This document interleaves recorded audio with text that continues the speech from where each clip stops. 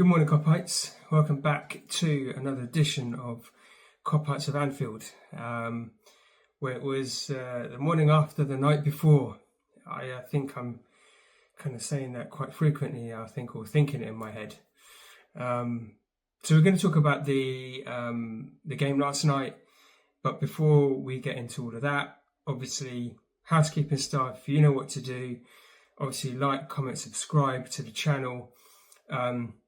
Show us the love, give us that exposure, that traction, and your thoughts are very important. Your comments are very important. You are essentially the community that puts eyes on us, and you kind of drive us what we want to talk about. But going into the future, and we are making some plans where hopefully you're going to see a collaboration of the team soon. So we're currently doing that, but guys, really appreciate the fact that you're showing the love. You're doing what you can, but a little bit more proactivity on your side would be great. We don't do this to get paid for it. We do it because of the love of the club, right? And what it means to us, and how it affects us all. This is, apart from your family, Liverpool is your next thing, right? So really, it'd be really good to kind of hear you as well. As well as all of that, as you know, we're pushing the tell me your LFC story. So if you really want to come into the channel and have your say and talk to us of your stories and your experiences and things like this, please get in touch, as well as what does You Never Walk Alone mean to you. Also, as you know, and I've mentioned it in previous recordings, that Scott, our team member, he's doing a half marathon for the British Heart Foundation, which is a brilliant cause. Please try to reach out and support him as well. So the PSG game last night, I think majority of us felt that there was going to be a difficult game, and that it would take a miracle for us to turn over that deficit that we had, and it was. I will say that on the lineup itself, I was a bit surprised that Salah didn't start. I get confused sometimes with slots thinking, but I thought he had a fairly good game against Fulham, and I thought he might put him into that right hand side and start Rio, because Rio was fantastic against Fulham. Had no problem with Isak starting, or even Ekitike, but I think perhaps Isak was probably better suited in the second half. So I was looking for a front three of Ekitike, Rio and Salah, and we didn't get that. The mid was fairly solid, I think, but obviously losing Ekitike had to sort of change that, and that looks like a real serious injury as well, which is really a shame for him because it's World Cup year, isn't it? And it looks like a ruptured Achilles, and that's quite a serious thing. So I really feel sorry for him, and he's proven one of our better players this season. There's no question. I think he's our leading goal scorer or something. And I thought as well, being that Robbo is leaving us at the end of the season, that he would come in and start the game, because I think just that experience just really helps. I mean, don't get me wrong, Kirkes was brilliant in some of the interceptions that he made, but I think just if you had Robbo and Rio on that left hand side, that looks a little bit different. I think we could have probably changed him a bit better on that side. But here's what I did like, I suppose. I like the fact that we did come out to try and play football for the first time in a long time. And don't get me wrong, we did it against Fulham, but Fulham sat back pretty much in the last game. PSG are excellent at pressing, their aggressiveness, their tempo, their speed, everything that I looked to see what my team would do. And in fact, we were doing that under Klopp a couple of years ago. That intensity, that fire, that aggression, passing the ball quickly, that sort of high sort of aggressive line that we was put in place, and PSG was doing exactly that. And unfortunately, we couldn't keep up with that. What I did see, even though our performance is a lot better in comparison to the first leg, because let's face it, we chucked it away in the first leg. We couldn't give a shit in the first leg. That every time that we had the ball, I could count at least 2 to 3 players from PSG on us, and they were making us make mistakes. They were making us do sloppy passes. They were they pushed us to make us think quicker. And when they had the ball, they were able to move it through the line so quickly. And whilst we did press them, it wasn't the same type of pressing.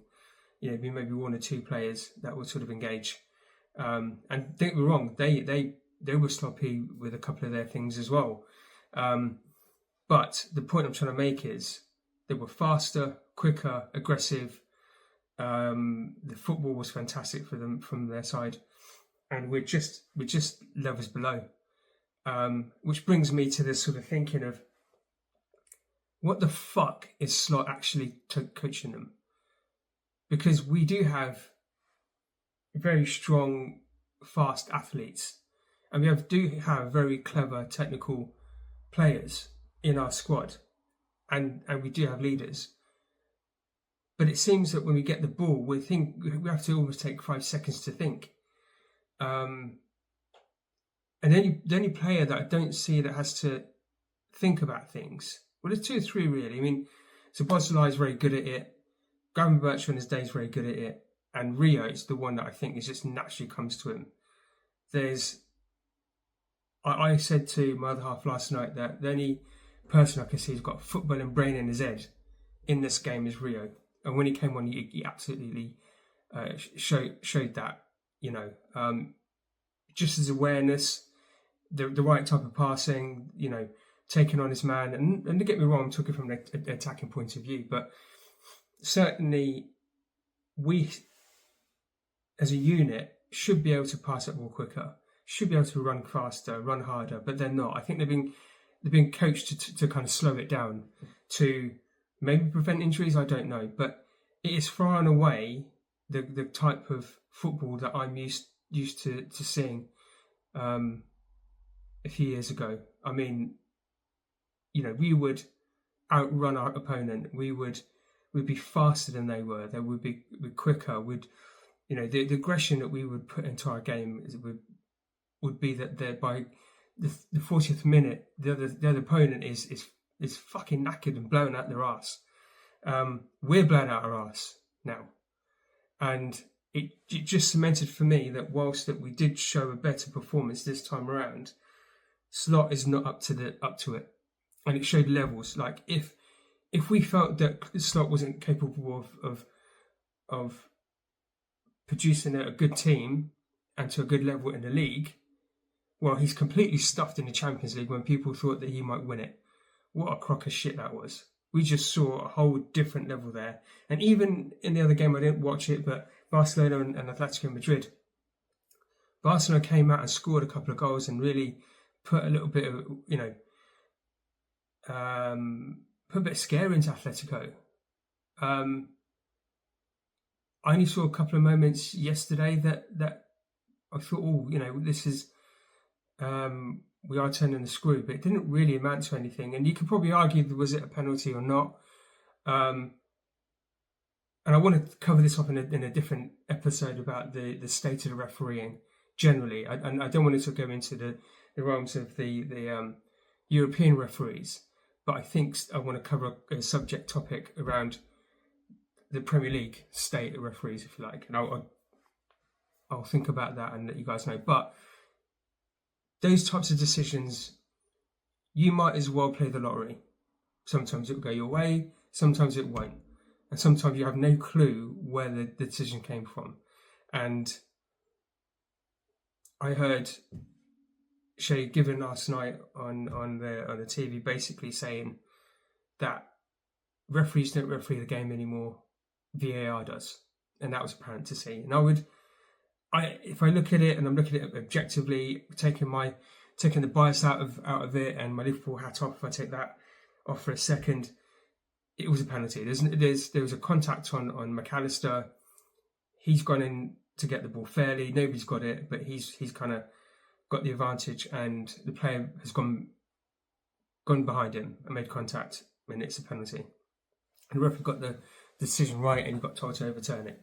And I saw something else in that game about 10 minutes later where the exact same scenario happened, and he pulled a foul, and then it was given.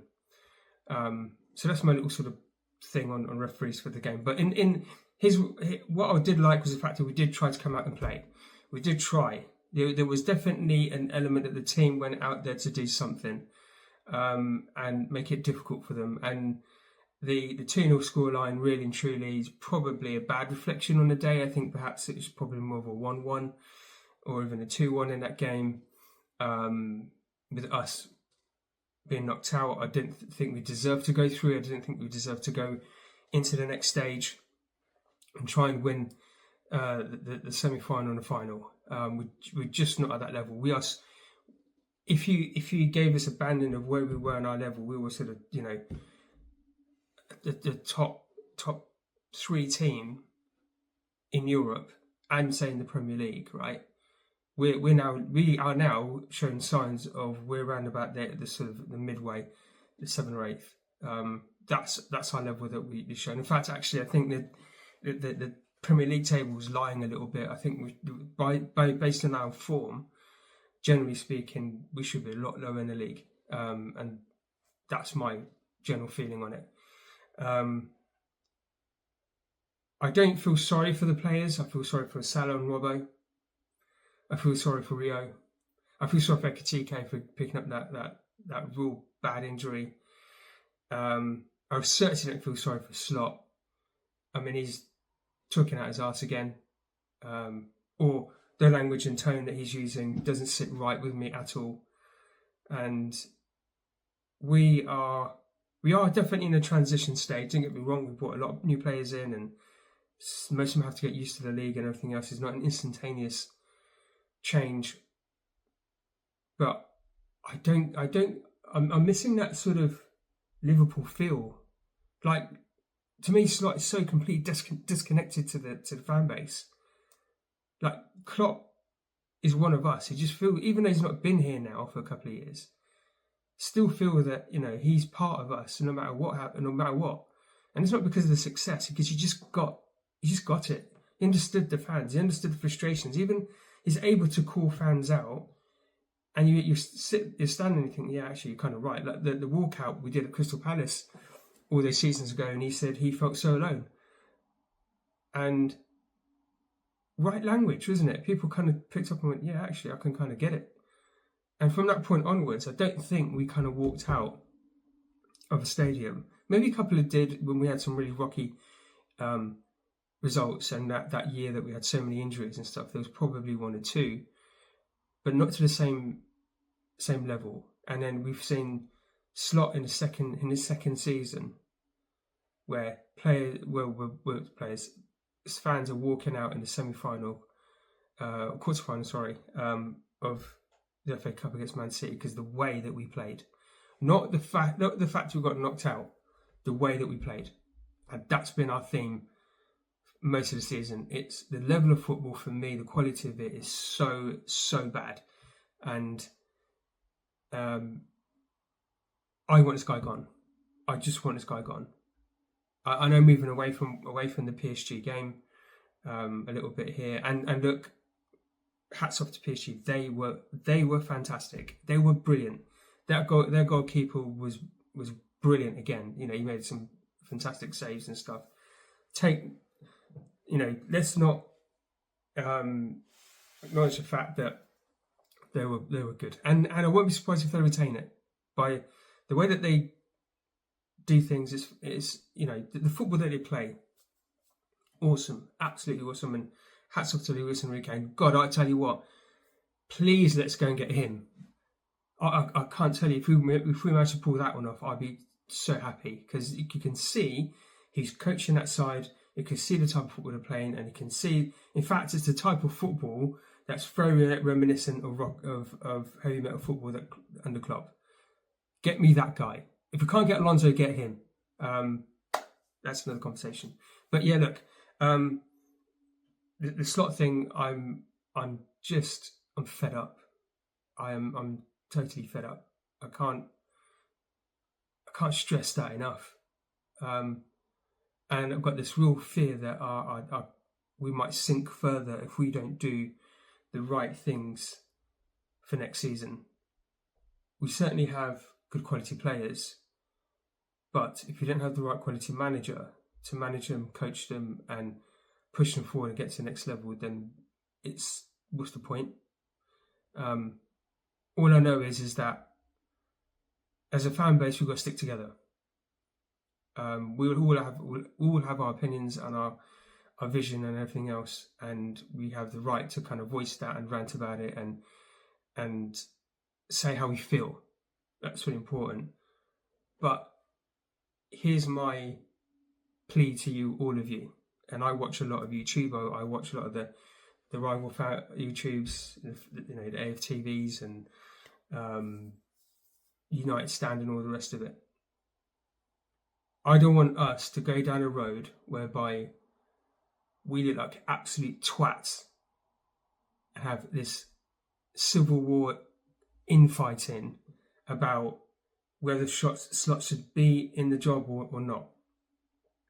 We are all smart people, smart fans. We're not stupid. We can see the game for what it is. We know the level of what we want for our club and our team, and we also we know what the players and the coaching staff should represent behind that. Right?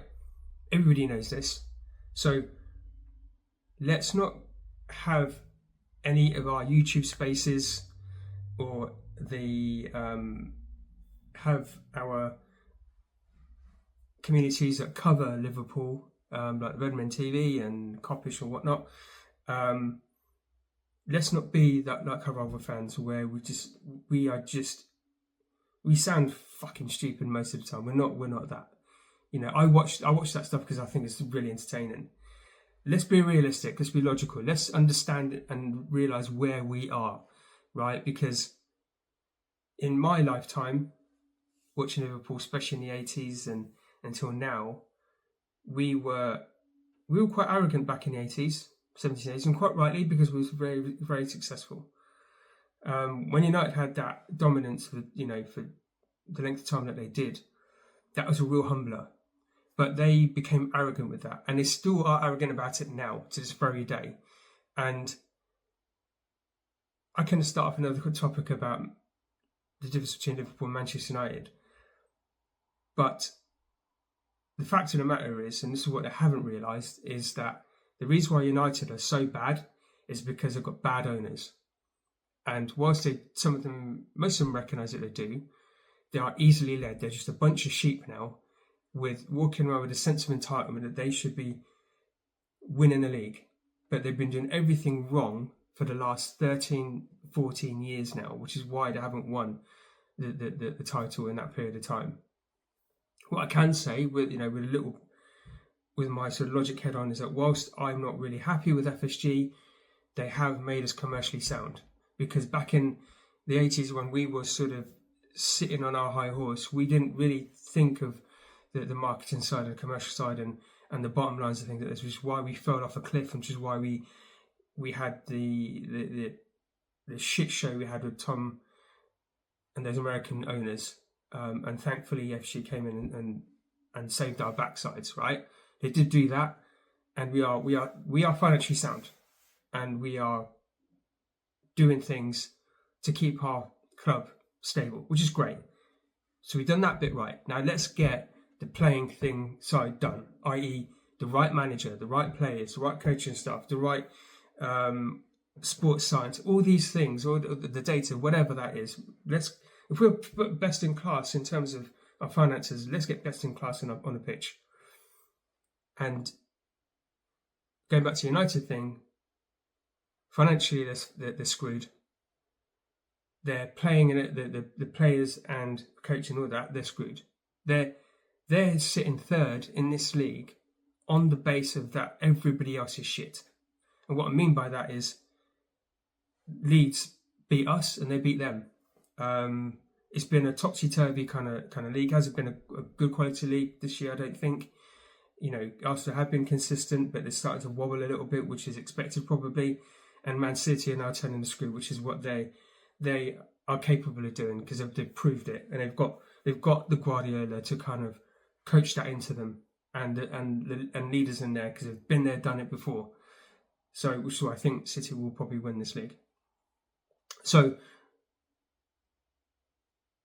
just let's not be like them, guys. Let's be educated enough. Let's bring balance to what we're seeing. Fact is, we're shit. Fact is, we haven't done enough in this season to prove that we could win anything. And here's where, and that's where we are. We're out of all domestic cups and the Champions League. And okay, it's April, so we weren't entirely out of it from the get-go like Manchester United was. There were no cuts by sort of 2 months into the season, I guess, something stupid like that. But I really want us to raise our quality. And I also, this is another thing that I really want us to do. I don't know about you guys, but seeing these matches now and hearing on TV, I don't know if our fans have just gone quiet. We started off really well. We started from the right foot, and then it just faded off. I think I just heard most part of the PSG fans singing in Anfield. That's weird to me. We would be out singing the opposition. I don't know what's happened. Well, I probably do actually. I think it's just down to the fact that we know where we are and we're not happy with what's currently going on. And the fans and players go hand in hand, so we've got to show them support. But likewise, the players have got to come out and play for us. And so maybe that's what it is. Maybe that's why we're kind of seeing the levels have dropped so badly. And I just want us to kind of get back up there. Not because we're entitled. This is not what it is. I'm humble enough to know that we can't win everything. We can't, constantly be title winners year in, year out. I am humble to that. But what I do want, what I am entitled to, is watching my team go out there and give 100%. Even if they're not as good as the other team, even if the players we have aren't as good as the others. I just want to see heart, I want to see fight, I want to see that they run through a brick wall, as Shankly used to say, and play for that badge. That they leave everything on it. And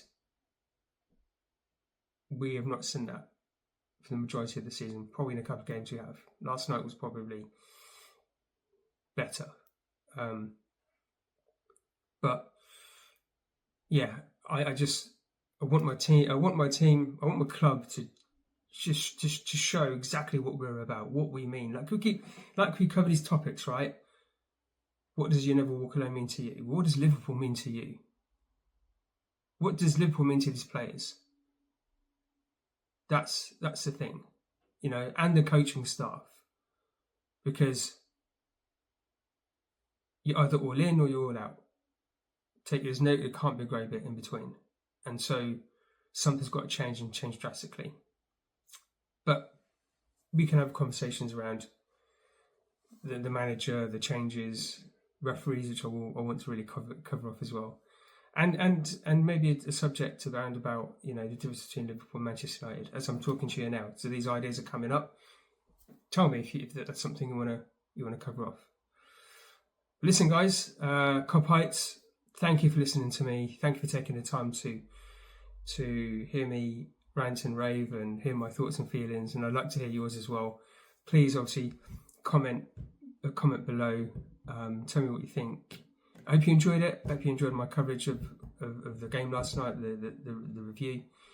And we've got, guess what? Fucking hell, we've got Everton next week. Do you think we're going to win that game? If you play like we did last night, we've got a chance. I think. But if we're going with the attitude of like we have been for the most of the season, we are going to get trounced. But I will do a video on that in the next couple of days. But we've got, as I said, we've got some ideas. We're going to do a big collaboration soon with the rest of the team. So guys, listen, as I said, thank you for your time. Look after yourselves, look after each other, relax, park it now. It's history, it's done. It's something that we have to learn from and learn from quickly. But enjoy the rest of your week. Don't stress until we get to Sunday, where we're going to need that support again. And it's at the Blue Nose Stadium. So yeah, have a good one. Look after yourselves, as I say, and as always, you never walk alone.